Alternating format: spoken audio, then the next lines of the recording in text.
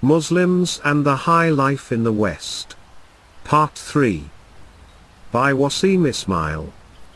In Part 1, I pointed out the magnified possibility of an outcome of a broken family unit, due to a Muslim family unpreparedly moving to the West. The West is based on individualism and materialism. There is no real concern for the societal well-being, let alone that of the family. Women may get tricked into thinking that they have more freedom to demand a more luxurious life from their husbands that is beyond ability and practicality.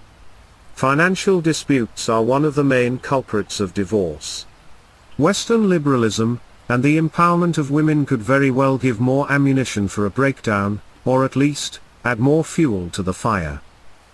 The parents usually do not give their children much Islamic education at home. As noted in the previous post, they think that Islamic schools will solve these issues.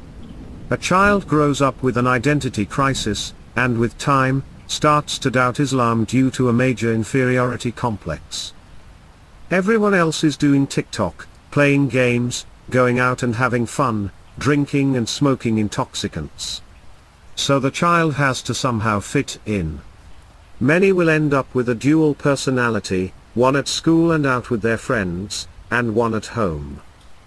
With the family either broken or with the parents being too busy, the children are left at the mercy of what they learn at school, what they are able to access on their phones, and whatever their friends share with them.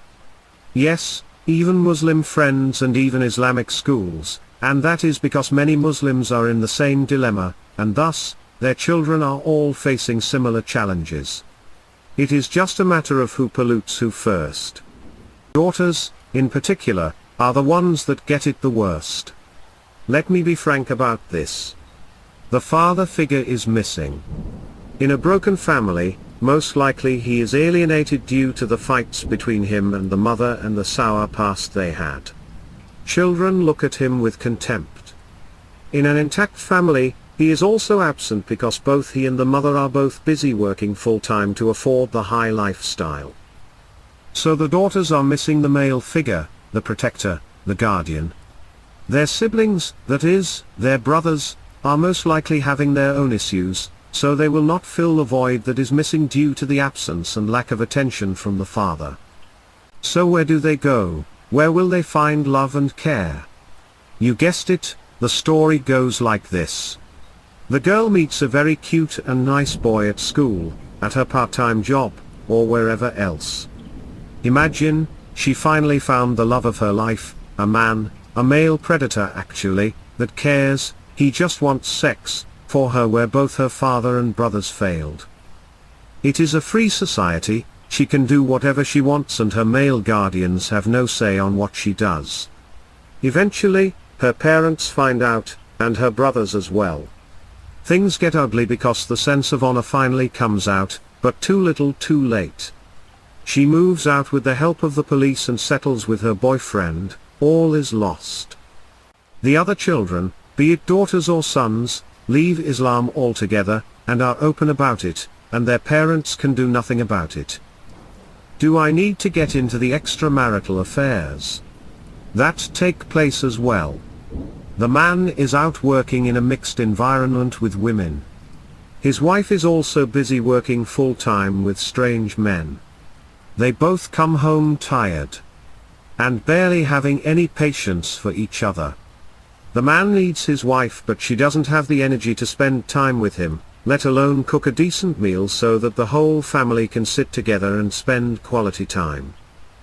The void in the marriage is filled up with the husband having his mistress, and the wife having her boy toys, all at work. Why? Because that is where each spouse spends most of his or her time. They end up developing deeper relationships with their co-workers than their own spouses and children. And all for what? To afford that luxurious life in the West. Many of these issues are much less likely to happen for those who live in Muslim societies. There is no issue with the so-called nuclear family, which is a norm in the West. In traditional Muslim societies, The entire village raises the children. Muslim women are busy being mothers and wives, nurturing and caring.